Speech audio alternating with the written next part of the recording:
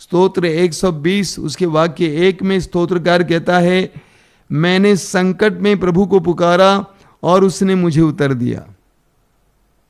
स्तोत्रकार कहता है कि मैं संकट में था, मेरे पास कोई उपाय नहीं था, ऐसे क्षण में मैंने प्रभु को पुकारा, उसने मुझे उत्तर दिया।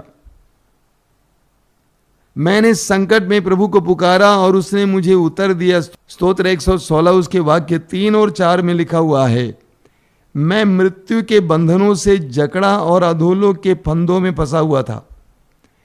मैं मृत्यु के बंधनों से जकड़ा और अधोलोक के फंदों में फंसा हुआ था। मैं संकट और शोक से घिरा हुआ था। तब मैंने प्रभु का नाम लेकर पुकारा, प्रभु मेरे प्राणों की रक्षा कर, प्रभु मेरे प्राणों की रक्षा कर, और प्रभु ने मेरी रक्षा की। स्तोत्रकार कहता है कि मैं बंधनों में जकड़ा हुआ था, मेरे पास दूसरा कोई उपाय नहीं था। ऐसे क्षण में मैंने प्रभु को पुकारा, मैंने प्रभु को याद किया। मुझे लगा कि एक प्रभु को छोड़कर और कोई मुझे इन बंधनों से आजाद नहीं कर सकता है।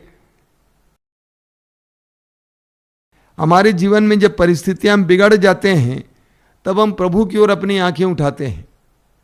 What is prayer? प्रार्थना का तात्पर्य क्या है? अंग्रेजी में मैं कहूंगा making space for God to act in our lives, यानी हमारे जीवन में ईश्वर को कार्य करने के लिए स्थान देना, समय देना। बड़े दुर्भाग्य की बात है, हम लोग दुर्बल हैं, कमजोर हैं, हमारे अंदर ज्यादा बुद्धि नहीं है।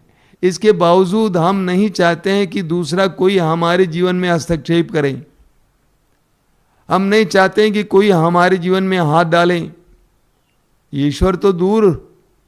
हम नहीं चाहते हैं कि कोई हमारे जीवन में हाथ डालें। हम अपनी जिंदगी स्वयं बनाना चाहते हैं, हम अपना भविष्य स्वयं बनाना चाहते हैं।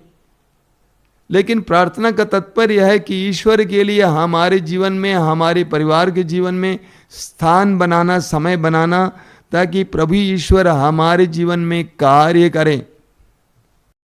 यानी प्रभु कहते हैं कि अगर कोई मनुष्य मेरे लिए अपने जीवन का द्वार खोल देगा, अपने परिवार का द्वार खोल देगा, तो मैं उस परिवार में कार्य करने लगूंगा।